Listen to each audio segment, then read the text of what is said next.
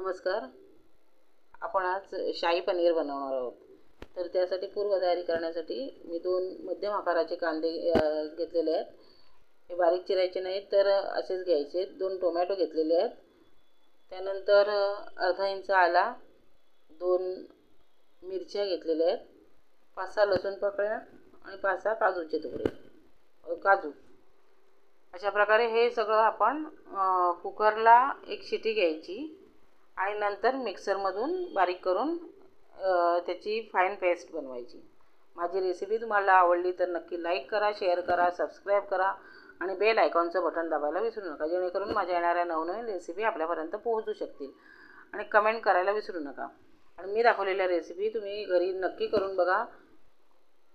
त्यानंतर ते पेस्ट करून घेतल्यानंतर आपण पनीर हे थोडेसे परतवून घ्यायचे, जास्त परतवायचे नाहीत, कारण जर जास्त परतवला तर ते चिवट होण्याची शक्यता असते. तर म्हणजे तुटायला जरा प्रॉब्लेम होईल. अशा प्रकारे ते थोडेसे परतून घ्यायचे. त्यानंतर याच्यामध्ये मी तेल घेतलं आहे. तेलामध्ये 1 चमचाभर तूप घातलं आहे. शाही म्हटल्यानंतर तूप आलाच, तर तूप मी 1 चमचाभर त्याच्यामध्ये घेतलं आहे, देशी घी. आणि याच्यामध्ये मी 2 लवंग, 4 काळा मिरी, 1 तेजपत्ता आणि 1 इंच दालचिनीचा तुकडा घेतलेला आहे. ते त्याच्यामध्ये परतून टाकून घ्यायचं. आणि आपण जी पेस्ट केलेली होती, 2 टोमॅटो, कांदे, आलं लसूण, मिरची आणि काजू, ती पेस्ट याच्यामध्ये घालायची. आणि शक्यतो हा पदार्थ करताना हे कोटिंगवालाच पॅन घ्या. कशासाठी? तर याच्यामध्ये काजू आहेत आणि काजू असल्यामुळे खाली चिकटण्याची शक्यता असते. अशा प्रकारे आपण ते चांगलं परतून घ्यायचं. त्यानंतर याच्यामध्ये मी अर्धा चमचा धना पावडर टाकलेली आहे, 1 चमचा तिखट घातलं आहे, थोडीशी मिरची पावडर घातली आहे आणि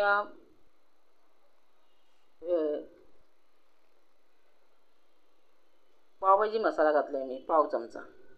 हे चांगलं परतून घ्यायचं. याच्यामध्ये ती लागते पेस्ट, तर त्याच्यामध्ये थोडंसं पाणी घालून पुन्हा चांगलं ती आटेपर्यंत परतून घ्यायचं. माझी रेसिपी तुम्हाला आवडली तर नक्की लाईक करा, शेअर करा, सबस्क्राईब करा आणि बेल आयकॉनचं बटन दाबायला विसरू नका, जेणेकरून माझ्या येणाऱ्या नवनवीन रेसिपी आपल्यापर्यंत पोहोचू शकतील. आणि मी सांगितल्याप्रमाणे तुम्ही हे कोटिंगचं पॅन घ्या, त्याच्यामध्येच हे शक्यतो रेसिपी करा. त्यानंतर आपण हे पनीरचे तुकडे जे परतून घेतलेले होते ते घालून घ्यायचे. चवीनुसार मीठ घालून घ्यायचं आणि हे पुन्हा त्याच्यामध्ये चांगलं परतून घ्यायचं. आपल्याला जेवढं ते कन्सिस्टन्सी पाहिजे त्याप्रमाणे आपण पाणी घालून घ्यायचं. पण जास्त पातळ करायचं नाही, तर थोडंसं घट्टच ठेवायचं. अशा प्रकारे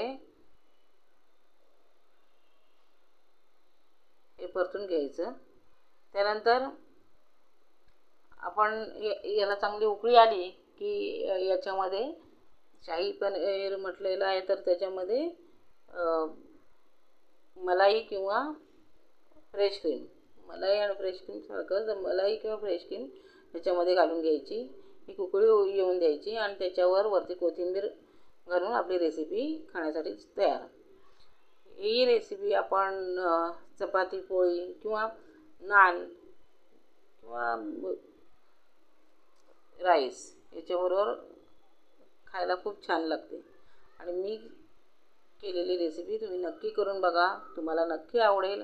आणि कमेंट करून मला तुमचा रिस्पॉन्स द्या. थँक्यू.